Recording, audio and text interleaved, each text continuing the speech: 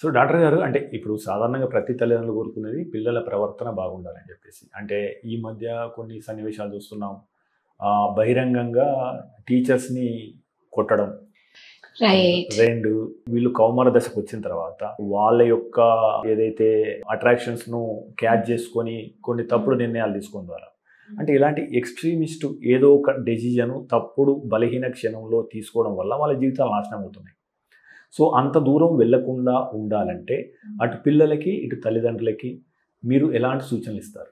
ఒక 30 years కింద చూస్తే టీచర్స్ అప్పుడు స్ట్రిక్ట్గా ఉండ్రి, కొడితేనే నేర్చుకుంటారు అనే కాన్సెప్ట్లో ఉండ్రి. కొందరు టీచర్స్లో కూడా కొన్ని సైకలాజికల్ ఇష్యూస్ ఉండొచ్చు. అంటే టీచర్ అంత అడ్రినలిన్ మీద ఉన్నప్పుడు కొన్నిసార్లు పిల్లల్ని కొంచెం ఎక్కువ కొట్టేసేయడము, లేకుంటే కొంచెము వాళ్ళకు కాంపిటీషన్స్లో నా స్టూడెంట్స్ బాగా ఉండాలి అని చెప్పేసి కొంచెం ఓవర్గా ఇది చేయడం అనేది ఉండొచ్చు. ఓకే, ఆ ప్రాసెస్లో పిల్లలు అనేది వాళ్ళ కాన్ఫిడెన్స్ అనేది ఎఫెక్ట్ అయితే టీచర్లను ఇంప్రెస్ చేయాలి అనే ఇదితోని కొందరు బాగా చదవచ్చు, కొందరు చదవలేకపోతారు. వాళ్ళకి అన్నీ ఉన్నా కూడా వాళ్ళు ఆ అప్ టు ద మార్క్ అనేది లేకపోవడం వలన నెగిటివ్ ఫీల్ అయ్యి ఇబ్బంది పడవచ్చు. కొందరు తల్లిదండ్రులు ఎవరైతే అలా టీచర్లను వెళ్ళి కొట్టడం అనేది జరిగింటదో వాళ్ళు బహుశా వాళ్ళ గతంలో అలాగా ఇబ్బంది పడి ఉండొచ్చు, బాధపడి ఉండొచ్చు. అంటే పిల్లలే కొడుతారు మేడం తల్లిదండ్రులు. రీసెంట్గా ఒక సన్నివేశం చూసినాము, బీటెక్ జస్ట్ 1 day బిఫోర్ అనుకుంటా. టీచరు ఆమె ఫోను యూజ్ చేయొద్దని ఫోన్ తీసుకున్నందుకు బహిరంగంగా పోయి చెప్పుతున్న కొట్టిన సంఘటన జరిగింది నిన్న. స్టూడెంట్ ఒకటే స్టూడెంట్ లేడీ. అంటే అటువంటి ఎక్స్ట్రీమిస్ట్ స్టెప్స్ ఇప్పుడు ఆమె జీవితాన్ని నాశనం చేస్తుంది. కరెక్ట్. సో వాళ్ళని మనం కాపాడుకునే ఎలా? సో వాళ్ళు అంటే ఎటువంటి లక్షణాలు ఉంటాయి? సో పేరెంటింగ్ టిప్స్ ఏంటి? మీరు కూడా పిల్లలు కూడా అంటే వాళ్ళు దే నో సంథింగ్. సో మీరు ఎటువంటి సూచనలు ఇస్తారు వాళ్ళకి? ఇండివిజువల్ కేసెస్ లాగా కొన్ని చూసేది ఉంటుంది, కొన్ని బ్లాంకెట్ అంటే అందరూ ఒకటే లాగానే అనుకునేకి కాదు. ఇప్పుడు ఆ చైల్డ్ పోయి కొట్టున్నారు అని అంటే ప్రాబబ్లీ ఆ ఫోన్ చూస్తున్నారు అని అంటే యూ కెన్ సే స్కూల్లో ఫోన్ తెచ్చుకొని అంత అడిక్టివ్గా ఉన్నారు అని అంటే వాళ్ళ మైండ్, వాళ్ళ స్టేట్ ఆఫ్ మైండ్ ఎలా ఉంది అనేది ఇంపార్టెంట్. ఈ మధ్యన పిల్లలకి సెల్ఫ్ రెస్పెక్ట్ అనేది ఉండాలి అని చెప్పేసి, ఇండివిజువాలిటీ ఉండాలి, వాళ్ళకి ఒక ఇది ఉండాలి అనే ప్రాసెస్లో వాళ్ళు టూ మచ్ ఏమంటారు ఈగోయిస్టిక్, అంటే ఒక టూ మచ్ బౌండరీ అయిపోతుంది. సో ఎవరు చెప్పలేరు. ఓకే, వాళ్ళు రిజిడ్గా అయిపోతున్నారండి. నేను ఇది అనేది ఆ ఫ్లెక్సిబిలిటీ అనేది ఉండట్లేదు. కొన్నిసార్లు పిల్లలు హార్మోనల్ ఎఫెక్ట్ అంటారా, లేకుంటే ఆ టీనేజ్లో వాళ్ళకి కొంచెం మూడ్ స్వింగ్స్ ఉంటాయి. ఓకే, కొంచెము డిప్రెషన్లోకి వెళ్ళేకి, కొన్నిసార్లు మూడ్ హైలోకి వెళ్ళేకి ఛాన్సెస్ ఉంటాయి. సో ఇప్పుడు టీచర్ కూడా దే ఆర్ 2 things.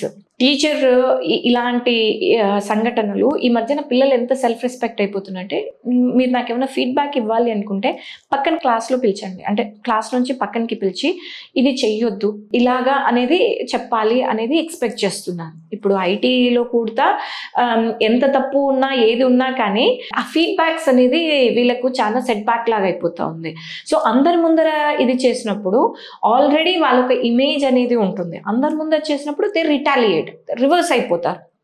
సో ఇప్పుడు మనము తప్పు ఎవరిది అని అంటే ఆ పరిస్థితిలో ఇప్పుడు చైల్డ్ చెప్పేది చైల్డ్ చెప్తుంది, మీరు నన్ను పక్కన పిలిచి అడగాల్సింట్రీ, నేను చెప్తుంటిని అందరి ముందర ఎందుకు? ఇప్పుడు which is like hurting for her as well. If you hurt my ego, I can hurt your ego. So కొన్నిసార్లు మనం కూడా అలా ఏం చెప్తున్నాము, ఏం చేస్తున్నాము అనేది మనం పేరెంట్స్కి కూడా నేను అదే చెప్తాను, ఇది చెయ్యొద్దు అని టూ మచ్ స్ట్రిక్ట్. కొందరు పేరెంట్స్ మరీ స్ట్రిక్ట్గా అసలు ఫోన్ టైమే ఉండదు, ఓన్లీ వీకెండ్స్ 1 hour 2 hours అన్నారనుకోండి, ఇట్స్ లైక్ వాళ్ళకి కేజ్డ్ అయిపోయినట్టు ఉంటుంది. అందరూ పేరెంట్స్ ఇస్తున్నారు కదా, మీరు మాత్రం ఇంత స్ట్రిక్ట్ ఎందుకు? ఆ సేమ్ స్టూడెంట్ అందరి క్లాస్లో కూడా అలాగే బిహేవ్ చేసి ఉంటుంది, కానీ ఈ టీచర్ క్లాస్లో మాత్రము ఇలాగయ్యింది. అంటే ఇప్పుడు మనము చెప్పడం తప్పు కాదు, చెప్పే విధానంలో మనం వేరేగా మార్చుకోవాలి. కొన్నిసార్లు అయినా అది తప్పని మనకు తెలుస్తున్నా మనము చెప్పే విధానంలో దట్స్ వాట్ నేను పేరెంట్స్ అందరూ వచ్చిన వాళ్ళకి చైల్డ్ ఇలా ఉన్నారండి, వాళ్ళని మార్చాలి అని అంటే మనం చైల్డ్ లాంగ్వేజ్ నేర్చుకోవాలి. వాళ్ళకి ఎలా చెప్తే వాళ్ళు వింటారు అనేది మనం నేర్చుకోవాలి. లేదు అని అంటే కన్నా ఇలాంటి ఇన్సిడెన్సెస్ అవుతాయి, which is not good for the teacher, not good for the child. మీరు తీసుకునే అదే మందులు, అదే నాణ్యమైన మందులు, కానీ సగం ధరకే. అవును, మెడ్ ప్లస్ బ్రాండ్స్ పై 50 to 80% తగ్గింపు.